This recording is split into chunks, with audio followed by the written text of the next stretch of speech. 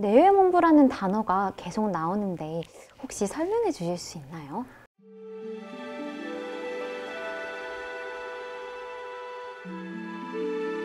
네, 그러면 지금부터 내외명부를 한번 설명을 해보겠습니다. 내외명부란 궁중에 사는 여인들과 문무백관의 부인들을 합쳐서 일컫는 말입니다. 설명이 좀 길어지겠지만 알아두면 쓸데있는 용어이므로 조금 구체적으로 설명을 드리겠습니다. 그야말로 알쓸신잡이네요. 내외명부는 내명부와 외명부를 합쳐서 부르는 단어라고 앞서서 말씀드렸습니다. 먼저 내명부에 대해서 설명을 드리겠습니다. 내명부란 궁중의 여성들 가운데서 품계를 받은 사람으로 위로는 왕과 왕비를 보필하고 아래로는 자벽 궁인들을 다스리는 여자들 모두를 지칭하는 말입니다. 내명부는 각기 하는 역할에 따라서 내관과 궁관으로 크게 나누어지는데 각 품계에 따라서 각기 고유한 직무가 부여되어 있습니다. 내관은 왕 또는 왕세자의 후궁들을 말합니다. 왕의 후궁으로 정일품 품계인 빈이 있고요. 종일품인 귀인, 그리고 정이품 소이, 종이품 수기가 있었습니다. 정삼품인 소용, 종삼품인 수경이 있었고 정사품인 소원, 종사품인 수권이 있었습니다. 왕세자의 후궁으로는 종이품인 양제, 종삼품인 양원, 종사품인 승휘, 종오품인 소훈이 있었습니다. 우리가 사극 같은 데서 많이 들어서 알고 있는 희빈 장씨, 영빈 이씨 등은 모두 빈의 지위를 가진 정일품으로 매우 높은 품계였습니다. 참고로 왕비는 내명부와 외명부 어디에도 속하지 않고 내명부와 외명부를 모두 통솔하는 자리였습니다. 얼마 전 인기 있었던 사극 드라마의 주인공이 의빈 성씨였었죠? 정일품이었군요. 앞으로는 좀 더 사극을 볼 때 관심을 가지고 보게 될 것 같습니다.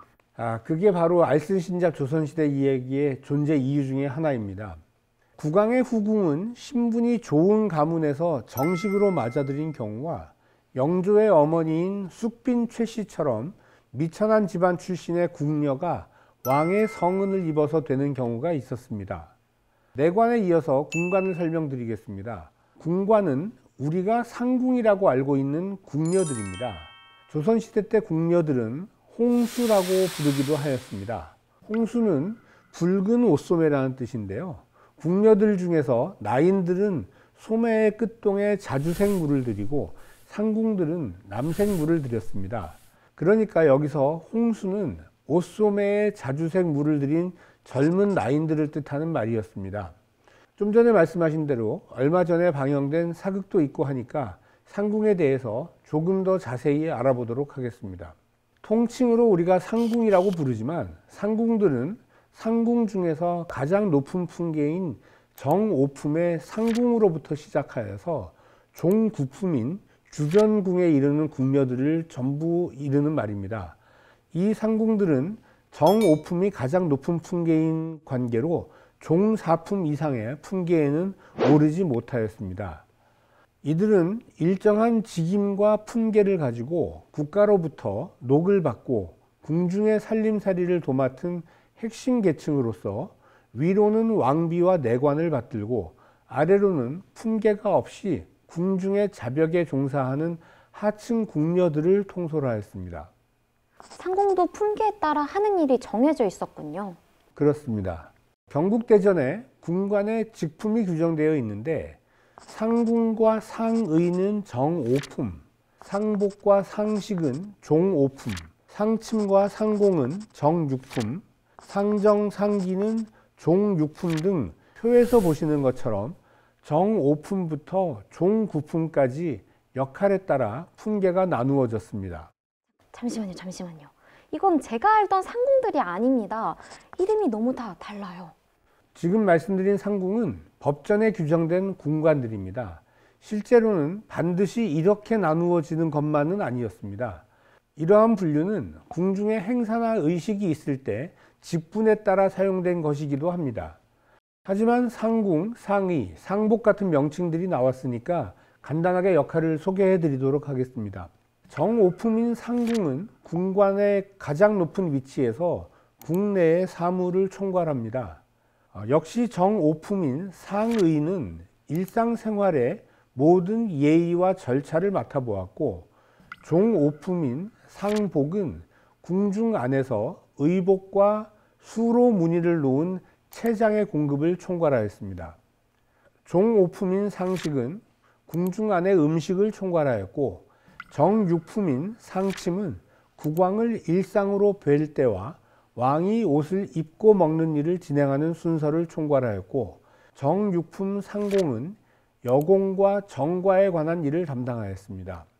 실제로 상궁들은 평상시에는 상궁과 나인 크게 두 종류로 구분하였습니다. 이 가운데 제조상궁은 큰방상궁이라고도 하며 상궁 중에서 가장 지위가 높은 어른상궁입니다. 그 직책은 내전의 어명을 받들고 왕을 가까운 거리에서 모심으로 권세를 쥔 상궁도 많았습니다. 아래 나인들에게는 두렵고 어려운 존재였을 것입니다. 다음은 부제조상궁입니다. 제조상궁의 바로 아래 위치인데요.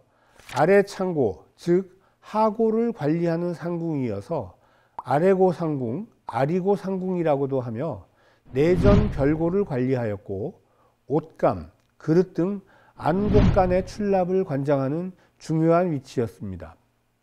다음은 대령상궁이 있습니다. 지밀상궁이라고도 하며 대전 좌우에 시위하여 잠시도 떠나지 않고 모시는 상궁을 말합니다. 또 보모상궁이 있는데 말 그대로 왕자 공주의 양육을 도맡은 나인 중에 총책임자로서 동궁을 비롯하여 각 왕자, 공주궁에 한 명씩 있었습니다. 다음은 시녀상궁입니다.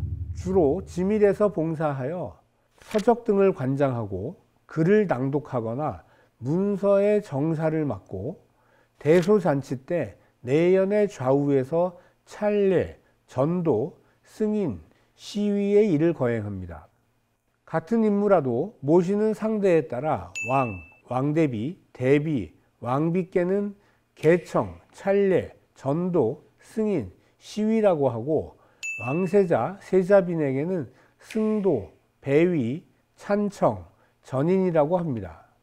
또한 안으로는 상궁, 나인들과 밖으로는 종친, 조신 집안 부녀들에 대한 하사품을 규찰하며 고급의 일과 대소 사후를 관장하는 등 매우 많은 일을 하였습니다.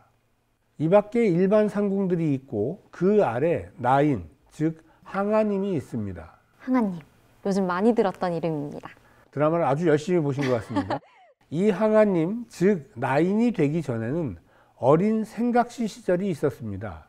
상궁에 대한 얘기는 선발 과정, 궁중 비사 등 매우 재미있고 흥미로운 내용들이 많지만 오늘은 여기까지만 하고요.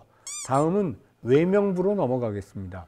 외명부는 내명부 이외의 궁중의 여인, 즉 왕의 딸인 공주와 옹주, 세자의 딸인 군주와 현주, 그리고 문무백관과 종친의 부인을 통틀어서 지칭하는 말입니다. 왕비가 낳은 딸은 공주, 후궁이 낳은 딸은 옹주라고 부르는 것은 다 알고 계시죠? 에이, 그 정도는 국민 모두가 알고 있는 상식이죠. 그런데 세자도 같은 규정으로 구분하여서 세자빈이 낳은 딸은 군주, 서녀는 현주라고 하였나 봅니다.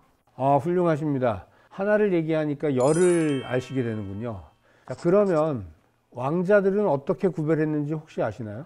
왕자들은 대군, 군 같은 호칭으로 부르는 것 같습니다. 네, 맞습니다. 왕과 왕비에서 태어난 왕자는 대군, 왕과 후궁 사이에서 태어난 왕자는 군이라고 불렀습니다. 그리고 세자의 아들들은 군이라는 명칭으로 불렸다가 세자가 왕이 되고 나면 이 대군과 군이라는 호칭으로 변경이 되었습니다.